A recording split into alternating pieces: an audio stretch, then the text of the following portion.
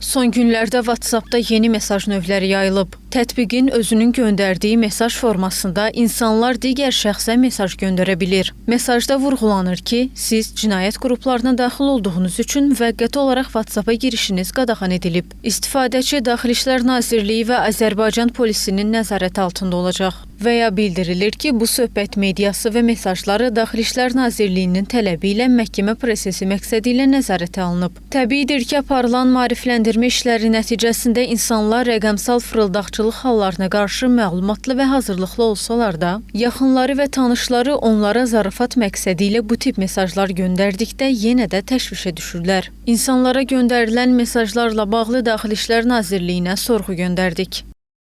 Sosial şəbəkə istifadəçilərinə Daxili İşlər Nazirliyinin adından göndərilən xəbərdarlıq məzmunlu mətnlər saxtadır. Vətəndaşların nəzərinə çatdırırıq ki, bununla bağlı tərəfimizdən hər hansı məlumat paylaşılmayıb.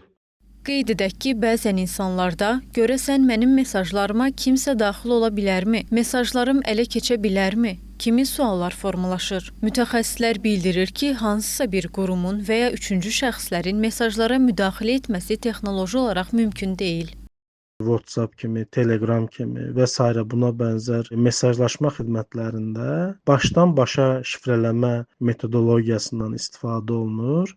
IS-256 deyilən, yəni mesajlar bir şəxsdən digər şəxslərə kriptoqrafik, yəni şifrələnmiş şəkildə göndərilir. Yəni hansısa bir qurumun, hansısa bir şəxsin və üçüncü şəxslərin bu mesajlara müdaxilə edə bilməsi mümkün deyil. Lap deyək ki, iki nəfər arasındakı danışıqlara və ya müxtəlif şəxslər arasındakı danışıqların hansısa bir kommunikasiya xəttinə digər şəxslər qoşuldu. Yenə də həmin şəxslər arasında ancaq kriptoqrafik mesajların bir-birlərinə ötürülməsini görə bilərlər. Bu mesajların oxunması mümkünsüzdür. Ancaq o halda ki, insanlar, şəxslər öz mobil telefonlarına qeyri-qanuni proqramlar yazmayıblar. Qıraqdan hansısa bir krek olunmuş, sındırılmış proqramları əlavə etməyiblər. Əgər ediblərsə, bunların telefonları nəzarətdədirsə, hansısa bir kiberdələduz, kibercinayətkar tərəfindən, əlbəttə ki, bu məsələlər artıq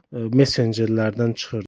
İnformasiya kommunikasiya texnologiyaları üzrə mütəxəssis qeyd etdi ki, şəxslər kənardan zərərli tətbiqləri yükləyərək dələduzlar üçün öz telefonlarına qapı açırlar. Elə cəsus proqramlar olur ki, ancaq şəkilləri görür. Eləsi də olur ki, videolar və yazışmaları görür. Burada artıq mesajlaşma xidmətləri bir rol oynamır. Nuray Qədirli, APTV.